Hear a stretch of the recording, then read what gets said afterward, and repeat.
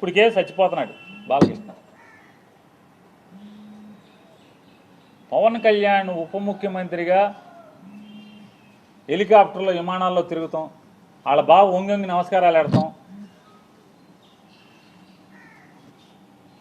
ముఖ్యమంత్రితో సమానంగా జామర్లు ఉన్న కారు, ముందొక 3 పోలీస్ కార్లు, వెనక ఒక 10 పోలీస్ కార్లు.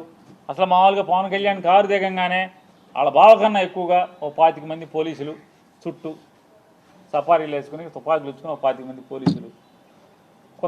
కొత్తలాడిపోతున్నట్టున్నాడు మనోడు. మామూలుగా ఉడుకుతున్న అన్నానికి అడుగుని చెగలేపితే మామూలు పొంగు వచ్చినట్టుగా లోపల మ్యాన్షన్ హౌస్ ఫుల్లుగా. అసలు రాను ఏమైపోతుందంటే ఇట్లాంటి వాళ్ళ మూలంగా ఆర్టీసీలో కండక్టర్కి డ్రైవర్కి డ్యూటీ ఎక్కేప్పుడు బ్యాందీ సారా తాగేప్పుడు పెడతారు. గొట్టం ఏంటంటే నోట్లో గొట్టం పెడతారు, బ్రీత్ అనలైజర్. ఆ బ్రీత్ అనలైజర్లో అసెంబ్లీ గేట్ కాడ కూడా తలుపు కాడ కూడా పెట్టాల్సిన పరిస్థితి వచ్చేసింది. రాబోయారు ఇక మామూలుగా ఇట్లాంటి వాళ్ళు ఉంటే ఇక అంతే కదా, ఏమవుద్ది. అసెంబ్లీ తలుపు కాడ లోపల తలుపు తీస్తారు మామూలుగా హాల్లోకి లోపలికి వెళ్ళి అక్కడ బ్రీత్ అనలైజర్ పెట్టి ఎమ్మెల్యేలను కూడా లోపలికి పంపించాల్సిన పరిస్థితి వచ్చేసింది కదా. తప్ప తాగి కళ్ళు నెత్తికెక్కి మాట్లాడతాడు, సైకో అంటాడు. ఎవడు సైకో? బాలకృష్ణ అనేవాడు సైకో. ఎందుకు సైకో? పవన్ కళ్యాణ్ హోదాని ఆ వెలుగుని చూసి ఏడవలేక సైకో. నువ్వు సైకో. ఎవడికి సైకో? మాకేం సైకో? ఏం చేశాడు సైకో? సిగ్గు లేకుండా నేను కలవలేదని చెప్తావా? రోజు పురాణాలు నోట్లో ఒల్లి వేయటం కాదు, బట్టి పట్టం కాదు, వేద మంత్రాలు బట్టి పట్టం కాదు, దేవుడి పద్యాలు బట్టి పట్టం కాదు. నాలుక మీద పురాణాలు, ఉపనిషత్తులు, వేదాల్లో ఉన్న వాక్యాలు అవి బట్టి పట్టినంత మాత్రాన ఇట్టాగుంటుంది. బట్టి పడితే జీవితం, బట్టి పట్టిన బతుకులు ఇట్టాగా ఉంటాయి. పేరుకేమో బయట మామూలుగా మైకూర్చుకుంటేనేమో వేదాలు ఉపనిషత్తులు అవి మాట్లాడటం ఆ ఊ అని చెప్పని. మనిషిని మందేస్తే ఇది మన తంతు.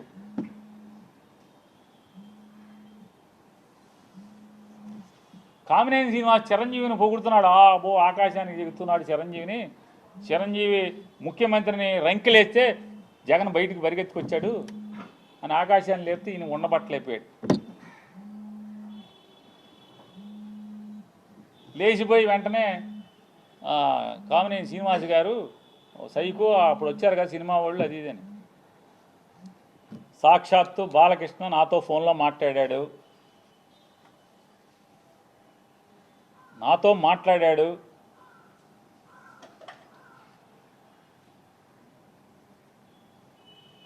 మాట్లాడాడే చెప్తున్నా. నాకు జన్మనిచ్చిన నా తల్లిదండ్రుల మీద ప్రమాణం చేస్తున్నా, నువ్వు చేయి నాతో మాట్లాడలేదని చెప్పాను. మీ అమ్మ నాన్న మీద మాటకి చెప్తారు కదా. అరే ఎన్టీ రామారావు గారు, బసవతారకం గారు ఎంత క్యారెక్టర్ ఉన్నవాళ్ళు, ఎంత సంస్కారవంతంగా బతికారు వాళ్ళు, ఎంత సంస్కారవంతంగా బతికారు. వాళ్ళ కడుపున పుట్టి ఈ రకమైనటువంటి నీచపు మాటల అసెంబ్లీలో. పోనీ ఎక్కడో అక్కడ కూర్చుని చీకట్లో మందేస్తా మాట్లాడామంటే అది వేరు. ఎవడో వీడియో తీసే ఫోన్లో తీసేశాడు బయట పెట్టేశాడంటే అర్థం ఉంది. అసెంబ్లీలో మాట్లాడతారు.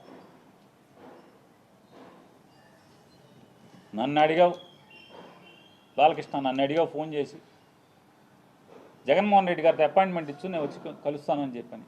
అఖండ సినిమా కోసం మిరియాల రవీందర్ రెడ్డి ఆయన ఎవరో ఉన్నాడు, నా దగ్గరికి వచ్చాడు. నన్ను అడిగి 10 మందితో మాట్లాడించి అపాయింట్మెంట్ తీసుకుని నా దగ్గరికి వచ్చాడు. సార్ మా హీరో గారు మాట్లాడుతా అంటున్నారు, కొద్దిగా మాట్లాడండి సార్ అన్నాడు. మీకు అభ్యంతరం అన్న? నాకే అభ్యంతరం లేదు, మాట్లాడండి, నేను మంత్రిని, మాట్లాడాలి, బాధ్యత, మాట్లాడించండి అని మాట్లాడావు. జగన్మోహన్ రెడ్డి గారు ఎట్టా ప్రవర్తించాడు నేను వెళ్ళి అడిగితే, సార్ బాలకృష్ణ ఫోన్ చేశాడు సార్, వస్తాడంటే మిమ్మల్ని కలుస్తా అంటే కొద్దిగా అపాయింట్మెంట్ ఇవ్వండి అని అడిగాను. ఏ బాలకృష్ణయ్య? చంద్రబాబు నాయుడు బామ్మర్ది. అవునండి, ఆయన బామ్మర్ది. మన దగ్గరికి ఎందుకు, ఏంటి పని ఏంటి అంటాను. అఖండ సినిమాకి లీనియంట్గా ఉండాలంట. వాళ్ళు బ్లాక్లో అమ్ముకుంటారు టికెట్లు, ఎక్కువ షోలు వేసుకుంటారు, బాగా సినిమాకి ఎక్కువ ఖర్చు అయిందంట. మామూలుగా బడ్జెట్ 45 కోట్లు ఎంతో అనుకుంటే అది ఆ డైరెక్టర్ వల్ల అంటే ఎక్కువగా అమ్మారని చెప్పని రేట్లు ఎక్కువగా అమ్మారంట. ఎక్కువగా అమ్మటం వల్ల దాన్ని 70 కోట్లకు తీశారంట. కాబట్టి అమ్మపోతే సినిమా బాగా తీసాం, బాగా వచ్చింది, మంచి సినిమా తీశాను.